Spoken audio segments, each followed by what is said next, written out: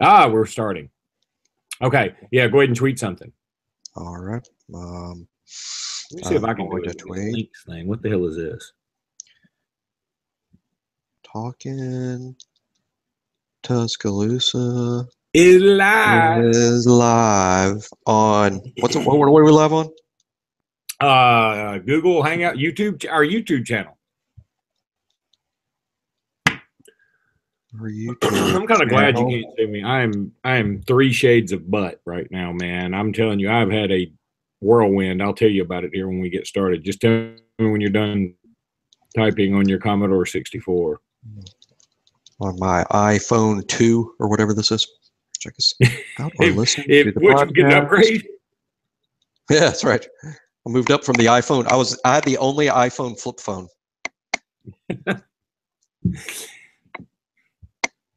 All right, you ready? Right. I am ready. Shoot. Hey again, everybody, and welcome into Talking Tuscaloosa. Luke Robinson along with Jimmy Stein, as always. Jimmy, how are you today? Great. We shocked our own fans and won the game. Well, shocked me. I'll be honest with you. I mean, the return of several players from injury, and of course, new players getting injured. That's another story. But was huge, and this was very Alabama-esque. I mean, there were probably no 2 games that symbolized the last 10 years of a program other than the Oklahoma Rose Bowl and the Alabama Sugar Bowl. Oklahoma throws the ball over the field, offense everywhere. They can't stop Rosie O'Donnell from going on the Atkins diet. But Alabama stops everybody, and we're still disappointed because we didn't get the ball to our playmakers enough, in most of our fans' opinions. Yeah. Yeah. I mean, there's always going to be. I mean, don't you? I mean, it's just me. Maybe this is just me, but don't you hate the idea that? I mean, let's just change it from college football to pro football. Does a team win the Super Bowl, and literally in the aftermath, before the guys are on the stage getting the Super Bowl trophy from Jim Nantz, before that happens, fans are like, gosh, man, our running back is terrible. Or, man, wouldn't it be more fun if we scored more points? Or, gosh, we have got to get a new kicker. He missed twice. Or, you know what I'm saying? I mean, it's like. No, I know what you're saying. But I mean, I understand the constructive criticisms during the season as you're trying to get better and trying to qualify to get in these games. But once you're in the games and you win, isn't that enough? No, I mean, it's not for us now. It's not for us now because we're not hungry anymore. I mean, it's really a lot like Alabama fans are perpetually in the Peach Bowl, the Auburn UCF Peach Bowl, where we're not hungry enough as fans anymore. We have forgotten what it's like to beg to go to the Independence Bowl and play Oklahoma State. We forgot. I know this. We have forgotten what bad looks like. We have forgotten what bad looks like because things now that are actually good, they're bad. Well, look, Jimmy, let me before we get into the game too much, and we're not going to dissect this whole thing. We'll end up with some predictions. I know you got to go. I do want to tell a story about I was fortunate enough to be given 2 tickets to this game, and I was debating going because as you know, I got 3 kids in Columbus, Ohio. I had to fly up Christmas Eve, spend the night. Literally, my Christmas dinner, no shit, in the Hilton Garden Inn of Columbus, Ohio, where I think I was the only sumbitch staying, was barbecue pop chips, Tostitos salsa, a Sprite Zero, and a small Haagen-Dazs ice cream because everything else was closed. So me by myself eating there. So I get up, get my kids, flying back to Alabama. We hang out for the week. You know, we go do several other things, go to the Texas A&M basketball game, all that shit. And meanwhile, my friend's able to give me 2 tickets to the Sugar Bowl. And I'm like, gosh, do I really want to do this? Because I got to fly back to Columbus. And then I said, you know, I've been saying all along, we got to ride this wave. We're riding the Saban wave. So suck it up. And I took my daughter, and we drove down January 1. We get to the hotel. We valet, do all that shit, go to the game, get home about 12:15. at 5, or I told them I want a wake up call for 6 so I can beat traffic because I had to fly back yesterday to Columbus, Ohio, go to Birmingham, pick up my other 2 kids, and fly to Columbus. And so I said I want a wake up call for 6. Well, they called me at 5:30, and when I answered the phone, I was surprised, and they said, "Oh my goodness, sir, we called the wrong room." But I was like, "No problem."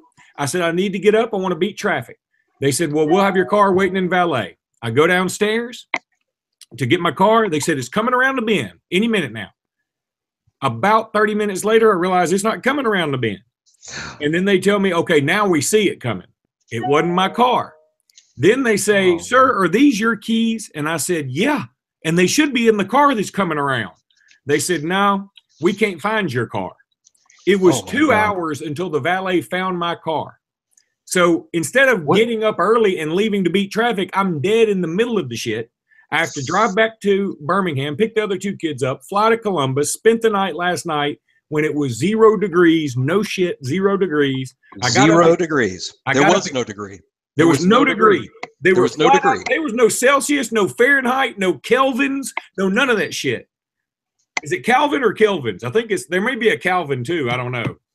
But I think it's Kelvin. I think it's Kelvin too. But anywho, so I leave at 2:00 Central Time this morning, get back to Birmingham, drive back to Alex City, work all day. Now I'm doing this with you. And there's not one part of me that regrets any of it. Going to a game to watch us beat Clemson in a very Gene Stallings-like fashion, I'm fine with it because I'm telling everybody right now, as you're listening to this podcast or YouTube cast, this shit is going to end. So I know these Georgia tickets are expensive. If you can get your hands on some and it doesn't make you destitute, do it.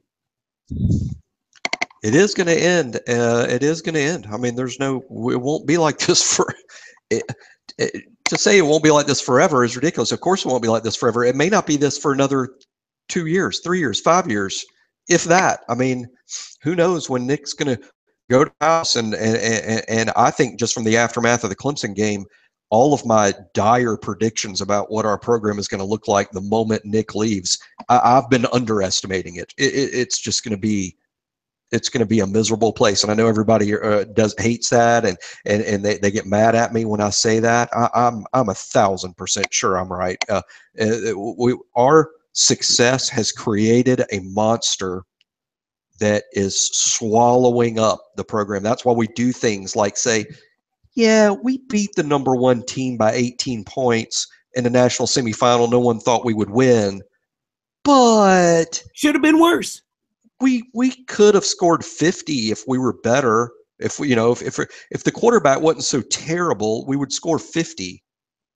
Do you know if this? Here's the thing, Jimmy. Here's what I really did have this thought leaving the Superdome. If this were say 2003, and we had this kind of season, even with losing to Auburn and all that shit, and if the playoffs were alive in 2003, if we had this kind of season in 2003. I would still right now be in a goo-goo car wash trying to wash off all of the Rick's Cabaret that was still on me. Yeah. And I'm not saying, I do think there's I do think there was quite a bit of celebration. I talked about it today on the Aaron Subtle radio show. There was quite a bit of celebration. And I think because in so many ways the win was sort of unexpected. And it's rare to say that in the Nick Saban era that we won a game we didn't expect to. And of course, we're the Vegas favorite, and a lot of our fans did expect to win the game. I just think there was more negativity than usual for any Nick Saban coach team between the Auburn game and this Clemson game for all sorts of reasons. And I think to that extent, there was a celebration and there's a happy fan base out there. But the happy fan base is doing things like leaving butts at the end of sentences. That was one of the great wins in Alabama history, but... And then they say whatever they're going to say, and I find that myself just outrageous. It's deflating. Well, and also it's deflating to it robs the joy. Trying to enjoy it, yeah. It robs the joy out of what we're accomplishing when people are complaining about the way it's being. Can you imagine? We might be winning a national championship in fans are complaining about the way in which we're doing it. It's like if Sarah Jean Underwood were in your office right now in a pink negligee and you went, "Do you have it in white?" I mean, it really is. It's that bad. But I will say this too. So realistic. We're also a victim of people had just finished watching what was probably one of the best bowl games in the history of bowl games. And then they're treated to the fact that Clemson can't move the ball at all on us. I mean, they really couldn't. And I respect the shit out of Clemson. There are a lot of teams we've played that I say things and talk some trash. I like Clemson. I like their fans. Man, I've had a good time with this little rivalry we've had with them. And their fans were really great. I mean, I got to interact with a lot of them. They're just great people, and I enjoyed them. So I hope that we were nice to them and nobody teabagged anybody or did anything like that, because really they are good people. And I'm pro Clemson. They dislike Auburn as much as we do. I'm pro Clemson. So anywho, anything else about the game? I'll tell you this about the game that stood out to me. The difference in what we are as a team when we're healthy is so incredible. I mean, Mac Wilson was a different animal than he was against Auburn. It's probably the first game he's been healthy since Florida State. Well, and it also makes everybody else better. Raekwon Davis, I thought, I mean, Deron Payne looked awesome in his interception, and he had some big moments. And Anthony Jennings was great. The play of the game was either one of two things. Either Diggs hit on the very first kickoff, or Raekwon Davis's sack, which he just engulfed two people. And it was funny today. I was listening to Dan Lebitard, and look, he's kind of a dickhead and doesn't like Saban, and I get all that, but his show is pretty funny. I like the Stugatz guy. And they were talking today about if you were ever attacked by a bear, what should you do? And you're supposed to stand up and go, like get as big as you can and go, bear, get out of here. And I'm surprised Clemson's offensive line didn't try to do that with Raekwon Davis. Like just stand up and go, Raekwon, get out of here. And then like when it didn't work, play dead. Can you believe that in so many ways? I mean, this Clemson, two things. The Clemson defensive line is the best in the country. That's what people said all year, and it's probably true. And they do have 4 maybe first-round picks on that defensive line. But Alabama's defensive line was better Monday night. And no question. I think as a fan base, I think all year we've thought the defensive line was some sort of a question mark, But again, we have lost the sight of what is bad. I don't think Alabama fans even know what bad is. They know that losing to Auburn was bad, and they've seen the team play not great for stretches. But the defensive line was never bad this year at any point. And Monday night they proved that they're actually they actually can be pretty elite.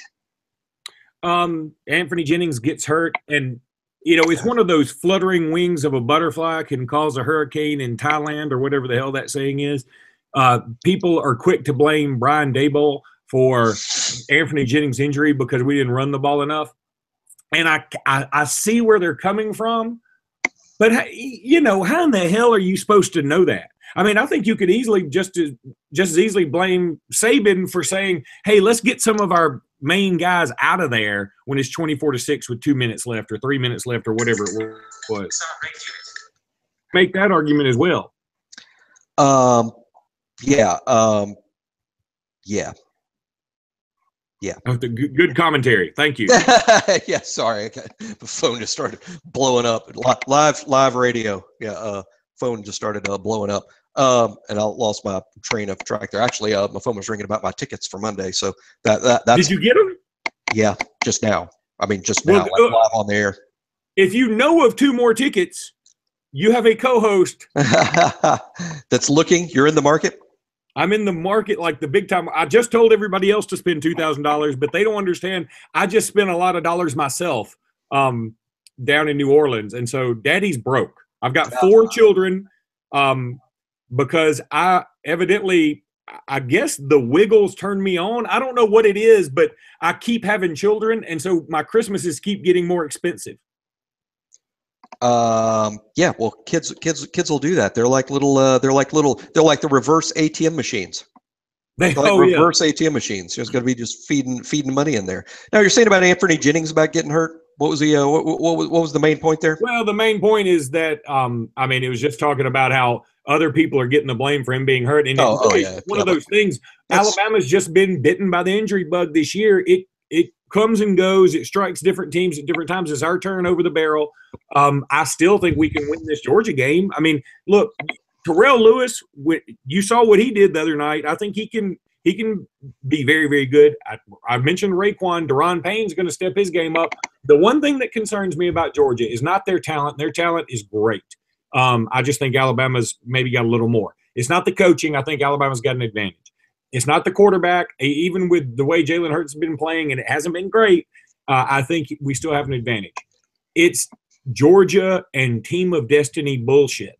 Yeah. Everything has bounced their way this year, except for going into the pit of misery in Auburn. Everything has gone Georgia's way. It couldn't have gone any better. Couldn't have been scripted any better for Georgia this year than it has been. So they've got that's some what worries championship. They've got, yeah, I agree. They've got some championship moxie to them. I mean, they play like a championship team, and they are champions. They won the SEC fair and square, and resoundingly, I might add. They're a very good team. They're so much like us. To me, it's crazy. I think in so many ways we're mirror images of each other, even down to the quarterbacks. I know Fromm does it differently than Jalen, but they're similar in the way that there's a calm poise to them that allows their team to have quite a bit of success. And Fromm has been very good about not giving games away. They both heavily rely on the run game. Fromm has to, of course, pitch it and hand it off, whereas Jalen does some of it himself. But yeah, I just think they're very similar football teams. As to blaming Dable for Anthony Jennings' injury, to me, it's too many degrees of Kevin Bacon removed from the. I mean, that's silly to blame Dable for Anthony Jennings' injury when it was just nothing more than some bad luck. But I think I don't know if you want to call it a criticism, but throughout Nick Saban's 11 years at Alabama, there has been 11 years of playing the starters in the fourth quarter of already decided games. This was not new. This wasn't. No, that's what he does. It's not normally we'd have taken Jennings out.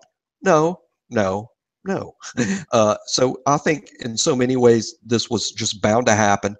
It's football. Players get hurt, and it's got to be next man up. Alabama has done an outstanding job all year of next man up, and all these injuries have happened on defense, a defense that now is number one in the nation in every meaningful category. Alabama's number one despite all those injuries on defense. So just goes to show what an incredible job this coaching staff has done. Jeremy Pruitt gets an A++ the other night for somehow putting together that defensive masterpiece while at the same time doing his duties for Tennessee as he rightfully is doing. Unbelievable job by him in the game plan design and in the execution of it, and just being focused in on both of his incredibly important jobs. He gets an A++. Really all the coaches do. I know the offense didn't score a lot of points themselves.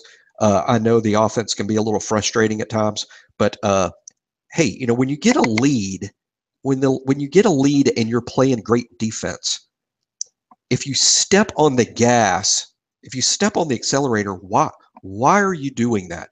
Fans have to understand that play calling is about risk versus reward. And at some point in a game you're winning handily, there is no risk to take. That's why Nick Saban was losing it in the fourth quarter on Dable, calling him every MF word you can't say on TV, is because we did not need to risk anything with that lead. The defense was going to win the game. We were going to make enough first downs with the run game, and the defense was going to win the game. It's absurd. We're trying to win the game. We're not trying to make Jalen into an NFL quarterback or lead the SEC in passing offense or make some highlight plays that look sexy on SportsCenter. We're trying to win the football game.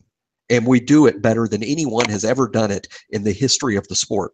And while there are complaints about how it's being done, I guess those fans need to root for another program that wins games like Alabama, but does it in a far more sexier way. Let me know when you find out who that program is. I'm pretty sure it doesn't exist.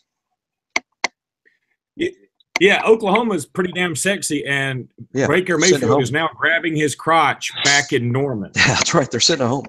All these other quarterbacks everybody wants to trade Jalen for, they're all sitting at home. They're all home. All that's true. And look, I'm with you on every bit of this. Having said all that, and I don't even know if we're going to podcast this. I did this, but I got to go to practice a couple of weeks ago, and the difference between Tua and Jalen throwing the ball in practice, my goodness gracious, is. And look, we all know this from the game. I mean, but Jalen has a way of controlling the game and not screwing up. He's got one interception all year long. That's a positive. He's got as many as Tua does, and so. But I would have loved to. I want to see Tua throw that flea flicker because I don't think he's going to underthrow Calvin Ridley. I want to. I want to see Tua throw the touchdown pass to Calvin Ridley because even though Jalen threw a touchdown pass to Calvin Ridley, he was open 3.5 seconds before he threw it. And I've maintained from the start, I mean, I get labeled as a Jalen defender. Really, what I'm defending is any quarterback Nick Saban chooses to put in the game. I don't care if Mac Jones is playing quarterback. Hell, I don't care if Deron Payne is playing quarterback. I mean, I'm just going to, whatever Nick thinks is best, I'm sure it is. And then that's what I'm going to support. It doesn't matter who is the quarterback. If Nick all of a sudden thinks between now and next Monday that our best chance of beating Georgia is with Tua, I'm 100% behind it. If he says no, we're going to go with what got us here and plays Jalen for every single snap, I'm 100% fine too. I mean, it's a difficult situation. Nick, thankfully, is the greatest head football coach in the history of college football, and this is just one thing I'm just going to trust Nick on, and we seem to win every week. But is Tua a better passer than Jalen? Definitely. In my opinion, Tua will eventually prove to be a better quarterback than Jalen Hurts. That's what I think is going to happen. That's my prediction based on watching the two of them play. But Jalen is exactly the type quarterback that coaches love and fans underrate. I mean, and here's one more story. This is a story when we had a wide open quarterback battle, and it's Cooper Bateman, it's Blake Barnett, it's the freshman Jalen Hurts. It's David Cornwell. It's a crowded quarterback room, and it's a wide open quarterback race. Nick didn't give those guys a lot of direction. Nick didn't give them a lot of, point them in the, hey, this is what you got to do to win the job. But he did say one thing to them, and I don't think this is private stuff. I think it's just happened, just true, and one can easily imagine Nick going in that quarterback room and telling those guys, the person that wins this job is the person who conducts drives, and at the end of those drives, there is a kick, whether that is a field goal, whether that's an extra point after a touchdown, or whether it's a punt. I do not care. But the drives will end in kicks. That's who's going to win this job. And that is ringing true to even today. Jalen's drives end in kicks. They might end up with too many punts for everyone's taste. I get that. I understand the frustration. It's more fun to score, but Alabama wins the games because the drives end in kicks. And again, it's something that fans will always underrate, and it's something that coaches love. Like I said earlier today on Crimson Country Club, quarterbacks that quarterback the game in that way, they are every employed coach's dream, because the coaches that don't have kids like that, they're all unemployed. They don't have jobs because the quarterback turns over the ball and you lose the games and you get fired. Jalen keeps coaches employed because he doesn't give away the games. And system. How much of life is about timing too? If Tua Tagovailoa came in to Alabama at the same time as Jalen Hurts did, I'd be willing to bet dollars to donuts Tua would have been the starter for 2 years. But because Jalen came in when he did, and because he was so good as a freshman, he was SEC Offensive Player of the Year, and because he led us 1 second away from a national title, and because he just doesn't lose much at all, really, Tua is the backup. And I love Jalen. I think Jalen's fantastic. But I can't help but be like every other fan in this sense, where I see Jerry Jeudy and Devontae Smith and Henry Ruggs. By the way, Henry Ruggs is making the catches that our seniors should be making. Right. And I'm beginning to wonder why in the hell we're playing some of the the seniors. I'm not going to call anybody out, math people, but Henry Ruggs is making those catches, and our seniors aren't. So I'm ready for maybe the younger guys to get more of a chance. But anyway, I got to throw two other things out there while we've been on air. Cecil Hurt tweeted out, and this was hilarious. He's a great Twitter follower or followee, or I don't know. Is he? I guess he'd be a. How about Twitter follow? He's good on Twitter. He tweeted that we are only inches away from Donald Trump having a meeting with Tony Brown. I think that's fantastic. And then Darren Rovell tweeted, this is random as hell, but Bitcoin debuted on this day in 2009. A year and a half later, a man named Laszlo Hanses is first to spend Bitcoins in a financial transaction. He gave someone 10,000 Bitcoins, then valued at $41. Those Bitcoins today are worth $150 million. Unbelievable. I hope those pizzas were awesome. Unbelievable. All right, Georgia predictions, because I know you got to go, Jimmy. I think Alabama's going to win the game. I think it's going to be incredibly low scoring. I think everyone, all these Alabama fans that win with a sneer on their face because the offense isn't explosive down the field throwing the ball, they'll continue to have something to bitch about for 8 months as Alabama wins another game they ugly out. I think both teams will struggle to score. The defenses are too good. Both Alabama and Georgia have to run the ball to have any success. Both teams do not allow the opposition to run the ball. I think this game is going to be a flurry of 3 and outs. I think it's going to look a little bit like the 2011 Alabama versus LSU game of the century, where there's just a flurry of 3 and outs. And if you're lucky, a handful of field goal attempts. One thing that bothers me a little bit, I think Georgia's better at kicking field goals than Alabama. That could be a problem for us in a game like this. But in the end, I think Jalen Hurts and the Alabama run game finds just enough plays to win the game. I think I like Alabama to win in what's partly a classic and partly just hideous football. Alabama 14, Georgia 10. Oh, come on, man. I mean, yep.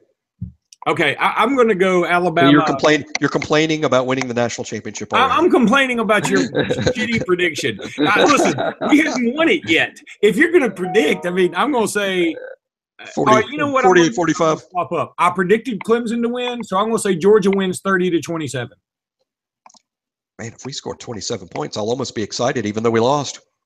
I know, but I mean, I'm trying to reverse jinx or whatever. Yeah, I get it.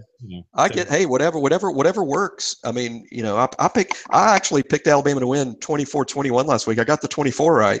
I certainly didn't know that Alabama would do what they did defensively, although we shouldn't be surprised. All year long, our own fans have disrespected what the defense was accomplishing. I mean, we finished regular season number 2 in total defense, number 1 in scoring defense, and our own fans are going, defensively, we're just not what we were. Does that matter? I thought we were supposed to be the best today in college football, and we were, and somehow that gets changed to they're awful, or they're bad, or they're average. Or they're overrated. They're overrated. Here's the thing. It's so funny. After the Oklahoma game, I saw a lot of people on Twitter and Facebook saying, there's Baker Mayfield for you. He's overrated. I was thinking, do y'all understand what the hell overrated means? Like, everybody can't be overrated. By definition, you can't. That's so true. Somebody is rated and somebody's underrated. You have a rate of everybody, and then somebody goes above and beyond that. Somebody goes below that. So anyway, it just the overrated shit is the worst. The overrated chant is the worst. Hyperbole is the worst. And people picking and choosing something to make their point. Like, I'm like, we did finish number 2 in the nation on total defense. And by the way, now we finished number 1 because the bowl stuff counts. So we actually have the number 1 total defense in the country. And I said, yeah, but how did we do against Auburn? Well, that's a little bit like saying Giancarlo Stanton was the National League MVP, and he hit 59 home runs, But on August 4th, in a game against the Pirates, he went 0 for 4 with 2 strikeouts. So how about that? Yeah. Well, shit, you even when you're number one, you're not going to perform at the number one standard for 60 minutes of 12 football games. Is that the standard now? Play like a national champion every minute of every game all year long? Who the hell has ever done that? Ever? How many undefeated national champions have there been? I mean, Florida State was undefeated in 13. I think that was the last one. I know Auburn was undefeated in 10. Alabama in 9. Saban and Bryant combined only did it 6 times. It's ridiculous. People are the worst. Yeah, they really are. We say it every podcast. And you know what? Hopefully we'll be young enough to say we're going to be 6-6, trying to get back to Shreveport in the Independence Bowl. Let's say about 14 years from now, and I'm going to post on some message board. Hopefully, if they still exist, I'll post on some message board when somebody says, "Oh, thank God they did invite us. We're going to get to go bowling in Shreveport," and I'm going to put, "Yeah, remember back when Nick Saban won like 7 national championships and we bitched about the offense the whole time?" You know what people are going to say? No, we didn't. They're going to say you're living in the past. And first of all, you're not going to be on the message board. You're going to be in your virtual porn tube. I like the sound of this. Bring on that Independence Bowl. You already don't have one. And I'd be willing to bet you do have one, and you just happen to call it your bathroom. If that's what the future sounds like, bring it on. Let's go play in Shreveport. I'm with you. Yeah. Look, if you told me from here on out, after this year, Alabama's in Independence Bowl every year, but I get my own virtual porn tube, yeah, I'm in it. I'm in virtual that tube. Porn tube has to be a thing. I assure you, you can Google virtual porn tube, and some virtualporntube.com is coming up. I'm scared to do it because it might be virtual, but the virus I get will be real. I put an adult blocker on my own computer, so I don't know anything about that sort of stuff. Well, by the way, I saw Lawrence McCrary at the Alabama A&M game. Lawrence McCrary of the Talking Tuscaloosa fame, the man behind the producer of the man behind the scenes, the producer. You saw him at the Alabama A&M game. Yeah, and he's got fabulous hair. He really does. He always has. His hair is just fabulous. But secondly, he and I started talking, we were talking. I was saying, look, sorry, Jimmy and I didn't get a podcast out last week, but I had the kids and Jimmy's divorce and everybody and whatever. And he said it's all good. I said, it would be good if we could do this at night sometimes, because there are a lot of nights I'm just at home, either Birmingham or Alex City, and I said I don't think Jimmy's wife lets him use a computer at home. Is that true? Or the semantics about not using it. Actually, this sounds crazy for someone in the same. We don't have a computer at home. We don't have one. Please don't say that on a public forum anymore. Well, why would we need one? I mean, for one thing, we both work really busy jobs, so we're in our offices on computers until basically 7 p.m. every single night. So we're only home and awake about 2 or 3 hours, and there's things like dinner, talking about our day. But now keep in mind, she has, of course, a smartphone from work, and she actually does bring home a work laptop at times. I can do some work from my smartphone at home. So the only computers we have at home really are the smartphones. Do you have a laptop? I'm in my office, and I carry it with me when I need to, but I usually don't bring it home. I bring it home only rarely. Why don't listen, next week after the Georgia game, take it, just try it one night. Like we can do this, I don't know, Wednesday night at 7 o'clock or Monday night at 7 o'clock. No, not Monday night because that's a game. Sometime like that. And let's just see how it goes. I wonder how I can do it on my phone. Can you do this? You probably can. Now you're talking way over my head. but see if you can do it. I have an iPhone 2, the flip phone. See if you can. iPhone 2, the flip phone. Yours is still rotary. I have a rotary iPhone. I'm always calling it, asking the operator for information to get phone numbers. Remember you used to do that? Doris, could you put me through the loop? Remember, you used to be able to call a line. You used to be able to call a number, and it would give you info on the weather. There's no shit about that. Hey, I remember doing that when I was a kid. I remember a time in Alex City, we had 2 prefixes, 234 and 329. And I remember using the rotary phone when we could just do 9 and then 555 Really? 5, whatever. And then I remember it was such a pain in the ass to dial those when they said, okay, now you got to do either 329 or 234. You got to do it all the way. And I was like, what a pain in the ass with those rotary phones.